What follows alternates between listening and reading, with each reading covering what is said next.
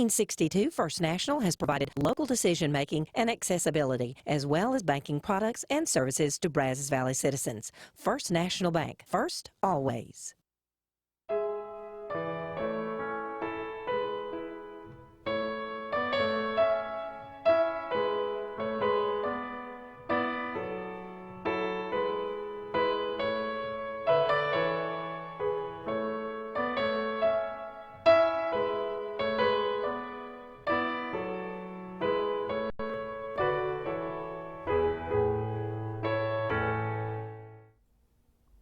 Hello and welcome to Veterans of the Valley.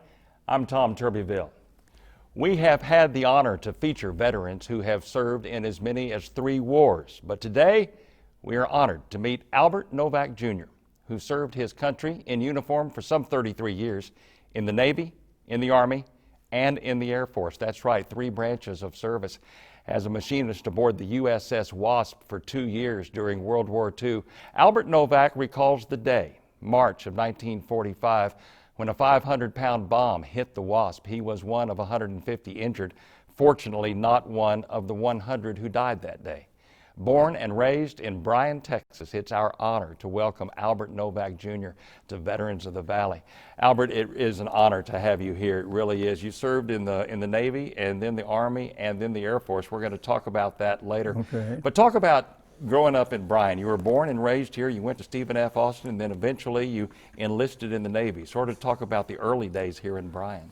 Well, I started out, I knew most of the people in Bryan because I delivered papers out of the Houston papers, Dallas, Waco papers, and delivered the Bryan Eagle, and in addition to that, I used to be the Western Union messenger. rode a bicycle, delivering messages. So I knew pretty well most of the people in Bryan because the population was about 6,000 at that time. So I didn't know them personally.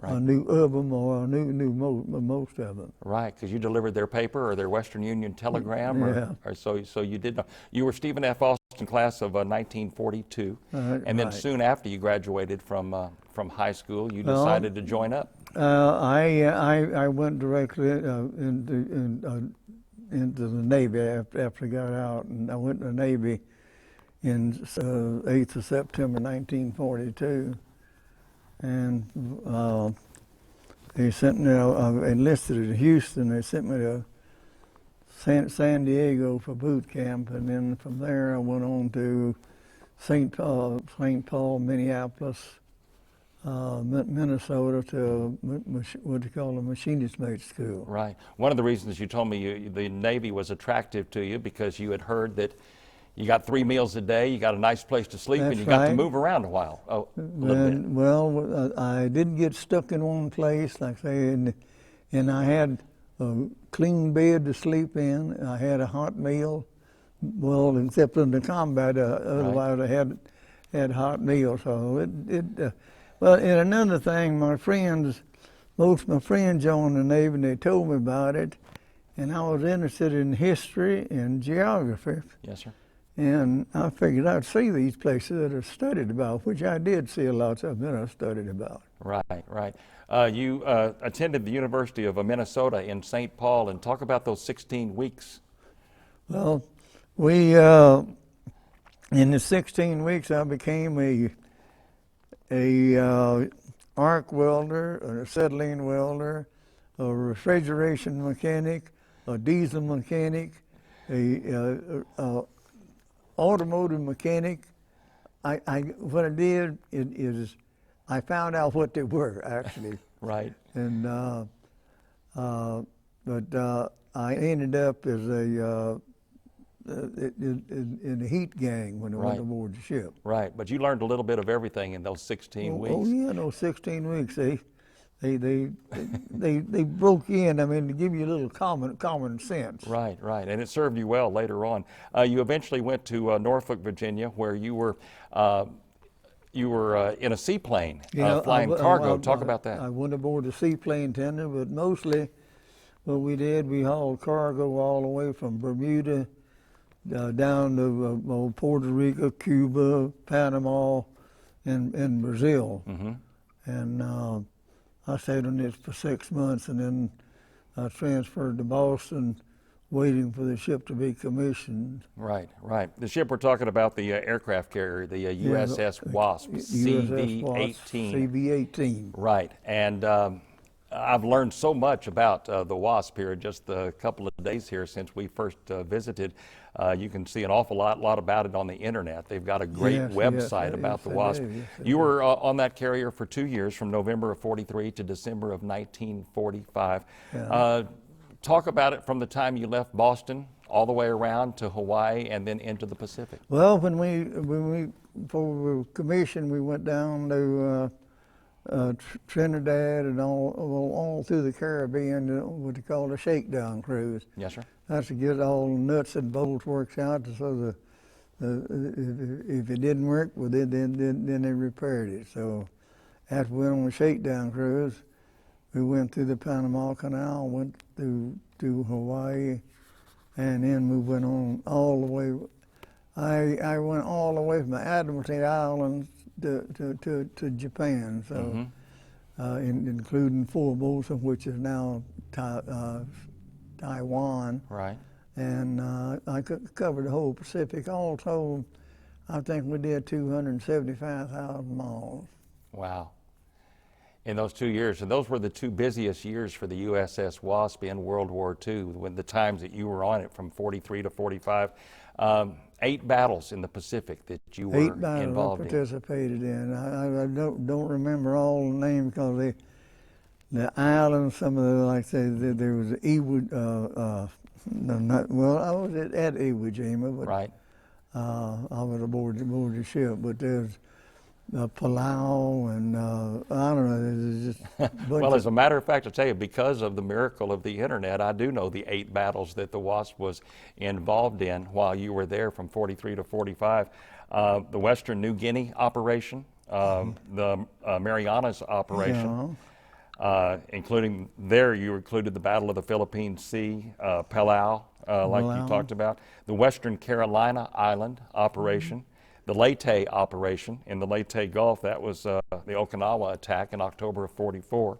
Also, the Luzon operation was what you were involved in, the Iwo Jima operation, the Okinawa Gunto operation, and the Japan operation. 8 battles that the Wasp was involved in. What do you remember, without being specific to any one battle, but what do you remember about these times in your job and what was involved? Obviously, the flight deck was pretty busy all of this time. Well, the flight deck, I was on damage control crew. I was below deck, so I didn't see too much on the flight deck, and I was below deck just about all the time. Right. Talk about your specific job, because it was quite necessary job. You kept the water hot. Like I said, you I had the heating. heating system, and I went all the way from the bilge all the way up to the top of the stack. I had to take care of the whistle, and took care of the heating system for the galley, which is we call it a galley. It's a kitchen, actually, right, where the food was cooked. Right. And they had to take care of, see that hot water got to the showers, and then they had to heat the ship. Right. So that was your job. So if they had a cold shower, it was your fault, right? Yeah. And if they didn't have hot water for cooking. But I was one of the few people that went from stem to stern and from the bottom to the top. So if the water wasn't hot, they called for machinist second class Novak to see what was going on. Is that right? March the 19th, 1945. What do you remember about that day? Well, I was secured from general quarters, and when we secured every time we secured from battle, the chow hounds, they started running down to the mess hall. So there was a Japanese plane slipped into the landing pattern, and he dropped a 500-pound bomb, which went through about 7 decks, and it exploded in the laundry underneath the galley. And that's where it killed 100 men right there and wounded about another 150, 160. Right. And I was lucky because I was in the passageway, and the concussion threw me about 20 feet into what we call the bulkhead, the wall. And I was in a coma for about 4 days back in sick bay, so I didn't know much that went on there. But when I got out, I smelled human flesh burning, and that's bad. Yes, sir. That's And it lingered there for about maybe a month before it finally disintegrated. It's been more than 60 years, but there are some things that you'll never ever forget. That's right. And you were injured. What were your injuries exactly? Well, I got a cut and a burn on my back, and the concussion. I didn't get nothing out of it. Right. But you earned your Purple Heart because of that on March the 19th, 1945. Yeah. And 100 men were killed that day. It happened around the time that they were lining up for chow, right? Yeah. It was about in the early in the morning, about 7 in the morning. One of your shipmates, you had many shipmates, was named Ross Jolly, and on the website he wrote a narrative about the time on the USS Wasp, and I wanted to read what he wrote about this. Many terrifying experiences occurred. Japanese airplane attacks, the roar and flash of blazing guns, and the black of night made our hearts pound with fear. We were especially fearful of the kamikaze attacks. The desperate Japanese would dive their explosive-laden planes headlong onto American ships. Many kamikaze attempts were made on the USS Wasp, but all were shot down in the ocean. And talk about that day in March of 45, Seaman Jolly writes, during an enemy attack in March of 45, an armor-piercing delayed action bomb pierced the flight deck amidships. It burrowed downward through 7 steel decks, exploding deep in the ship's innards. The galley was destroyed and the lives of more than 100 of our shipmates were taken. So he writes just as you describe it. It was certainly a memorable experience. I never knew. We had that ship had about 2,500 people on it, so you didn't get to know too many of them. Most of the time, people stayed within their bailiwicks. Right. Your ship was called the Mighty Stinger. Yeah. That was the nickname for the carrier, right? Right. USS Wasp is quite a famous carrier, and as a matter of fact, later after your service in World War II had finished, it became an attack carrier, and as a matter of fact, it became famous also in the space missions, in the Apollo missions. Yes. Right? Well, before too, in 1945. We converted into a troop ship and went Italy. I made a trip to Italy and we picked up about 5,000 troops there. Right. And after I got off, I think they made 2 trips to England, and they lost about 30 feet of the flight deck in the storm. We'd lost 30 feet once before. We had to go back to the States, hit a typhoon. And it flattened about 30 feet of the flight deck. So after it became a troop carrier, it did the same thing. When it went to England, they say about a 90-foot wave hit it, and you can imagine when a wave is 90 feet. They had quad 40 millimeter machine guns on that. It just mashed into those paper. Exactly. We have some photographs that you have in your home that you supplied for us, a few photographs, and plus some photographs of the Wasp that I was able to find on the internet also, and I want to go ahead and go to those and we'll take a look at them, and you can sort of look at what we're going to be looking at here. This is a picture of a young Albert Novak. About when was this taken, do you believe? When do you think that picture was taken? You see it right there on the screen? When was it taken? Yeah, about when? Well, let's see. It was in about how old were you? April of 45. About April of 45. Yeah, because We pulled into Bremerton, Washington, the day that I believe it was President Roosevelt died. Right. And so we pulled in, so everybody got leave. So it is in April of '45. Okay. Let's move on. There you are. Where was that picture taken? That was when I was in the Army in Korea. I see. I see. Because later you, when you were in the Army, you did, after the Korean War, you did serve some time there. Okay. Let's move on to the next one. Talk about this picture. You're the one in the white T-shirt, I believe, the fourth from the front. Yeah. Well, see, when I went in the Army, I had to go through a basic training. So this was Fort Riley, Kansas, and in the company, everybody was an ex-Swabie, from the company commander on down. Is nothing but ex-sailors in the outfit. And there you are. Good-looking young soldier there. Here's a picture of the CV-18, the USS Wasp. A good color picture of the Wasp at sea, so people can get an idea of what this particular carrier looked like. Fit a lot of aircraft on that flight deck. I think they carried something like 75 radio aircraft. Yes, sir.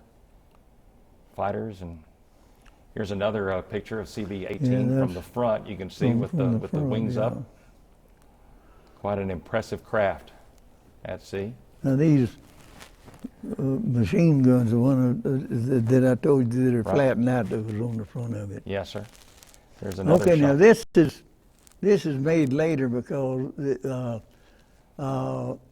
we didn't have a canted deck at that time. I see. So this is, I don't know when it this was. is after it had become converted to an attack carrier. Yeah. Right. Yeah. Right. Okay. Now this photograph is amazing to me. I've got some notes on it, as a matter of fact. You didn't even know about this photograph. That's the Wasp right there in the foreground. And in that one picture, if you go from the carrier in the front and move backwards, the next carrier is the Yorktown, and behind it is the Hornet. The USS Hancock behind it, the Ticonderoga, and in the row behind, all the way back, is the USS Lexington. And this really is the epitome of the U.S. Navy's offensive power in World War II in one photograph. That's I'd never seen that. Pretty incredible photograph with all those carriers in one shot. Yeah. Okay, I want to move on. This is a little bit later picture. You're a little bit older in this one. Where was this taken? That's before I went in. I believe I was in high school when that picture was taken. Is that right? I would have thought that was a little bit older picture. But what a smile! What a smile on your face. Hey, some of these people, they think I was born old. They don't remember you when you look like they thought you were born old. When I talk to some of these people, some of these kids, I say, I wasn't born at this age. I was your age at one time. That's right. But I was young and foolish at one time, just like you. Good looking there. This is Frances Catalina. Yeah. And she is your dear friend these days. Yeah. And you were married for I believe some 65 years to Olita, and you lost her in 1999. Yeah, my wife died her husband died in 1999. My wife died in August, and I believe her husband died in June. Right. Wanted to include this picture because she's a very, very close friend, and you all mean a lot to each other, and I know, and you all go out and party and listen to music and have a good time. These young kids figure that old folk don't party too.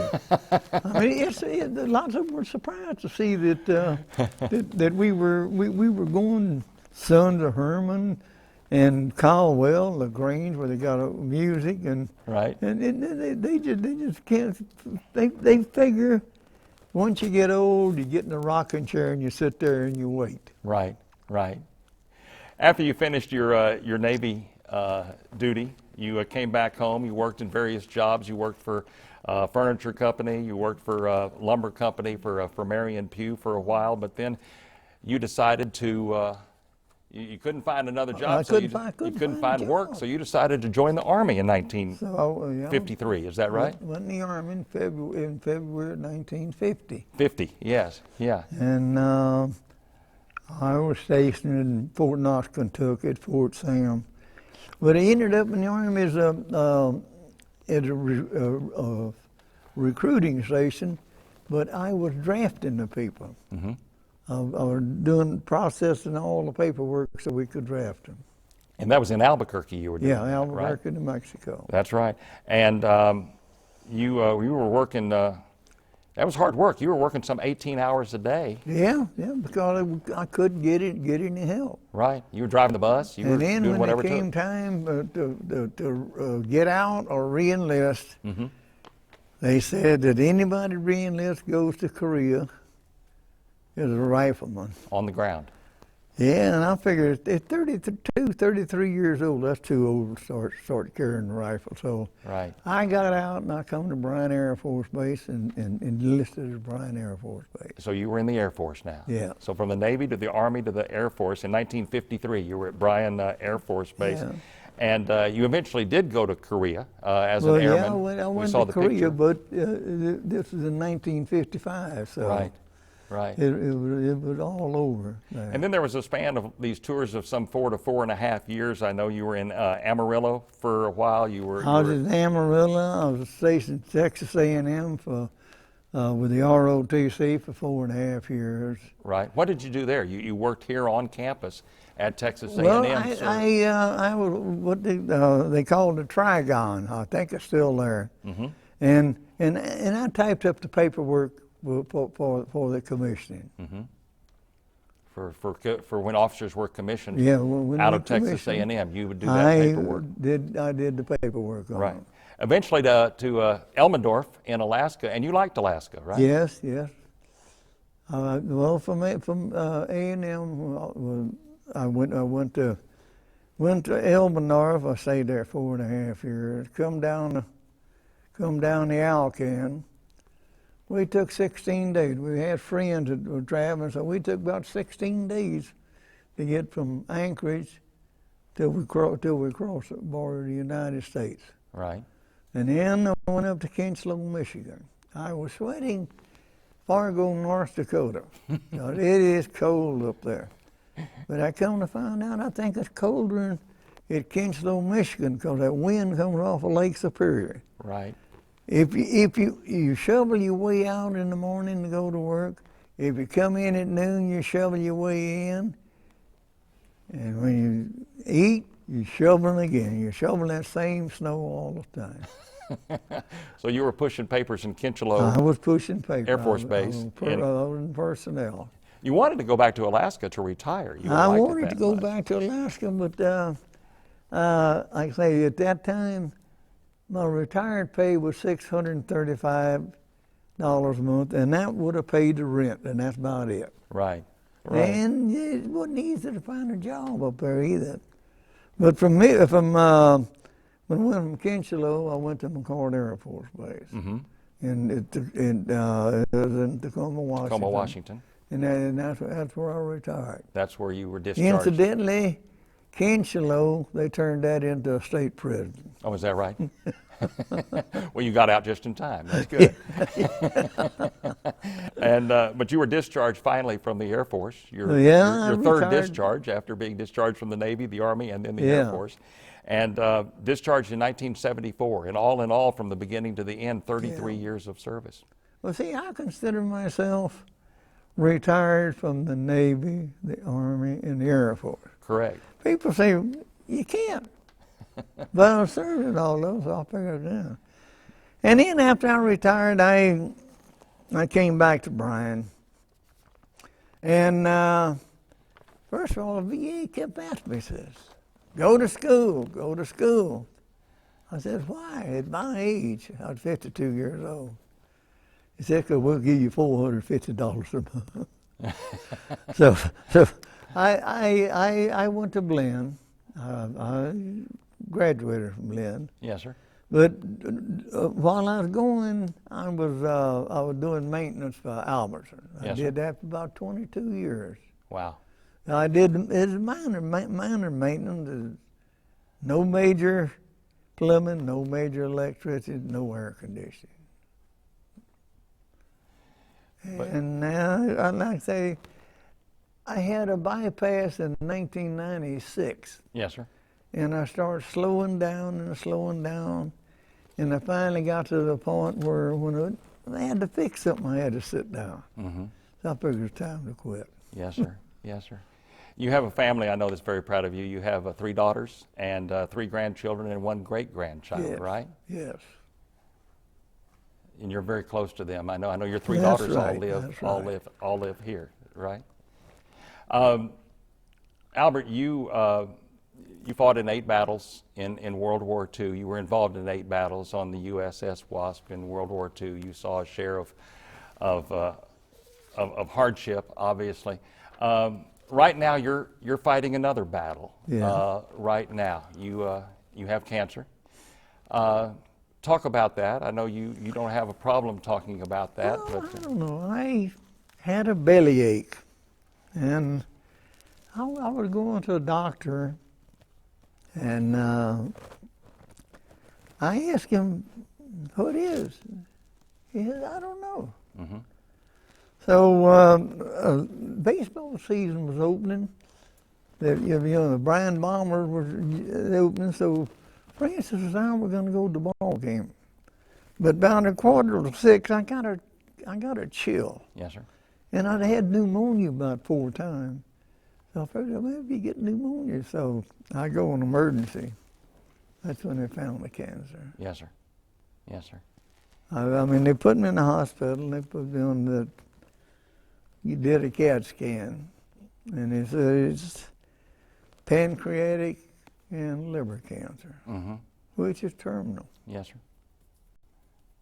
But you're not afraid. You're not afraid.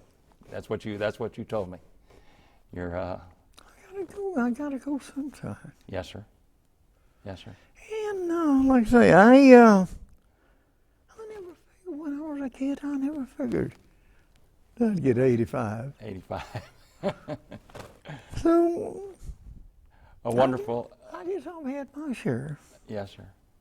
A wonderful and a very proud life, and we wish you the best, and we thank you very, very much for your service, and we know that your family loves you, and you're loved by everybody who loves America, and thank you for defending our country and for serving our country. Thank you. We're out of time, but thank you again for your service. Okay. He wore the uniform of a sailor, a soldier, and an airman, and gave his most vital years to the service of his country. As he endured those 8 Pacific War battles more than 60 years ago, Albert Novak Jr. courageously fights another battle today, and we salute him and we wish him his victory. I'm Tom Turbeville. Join us next time on Veterans of the Valley.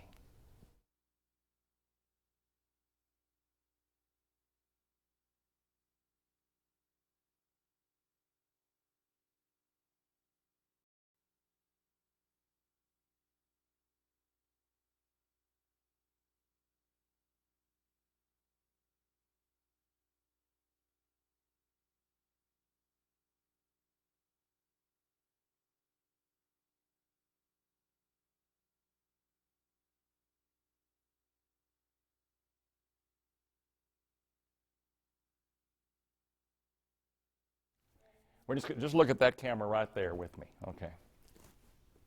Are we ready? Okay. After serving his country in World War II's Pacific Campaign aboard the USS Wasp, Navy machinist Albert Novak Jr. had more service to give. So he did in the U.S. Army and finally in the U.S. Air Force. A Purple Heart recipient who was born and raised in Bryan. His more than 3 decades of military service, the battles he endured then and the one he endures today are true inspirations. I'm Tom Turbeville. Join Albert Novak Jr. and me on Veterans of the Valley, Friday at 8:30, Saturday and Sunday at 6:30, right here on KAMU TV.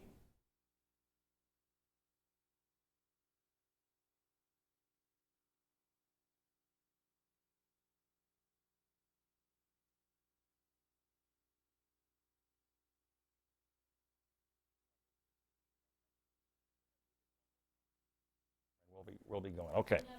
Okay. After serving his country in World War II's Pacific Campaign on the USS Wasp, Navy machinist Albert Novak Jr. had more service to give. So he did in the Army and the Air Force. A Purple Heart recipient who was born and raised in Bryan, more than 3 decades of military service, the battles he endured then and the one he endures today are true inspirations. Hi, join me, Tom Turbeville, and Albert Novak on Veterans of the Valley, Friday at 8:30, Saturday and Sunday at 6:30, right here on KAMU TV.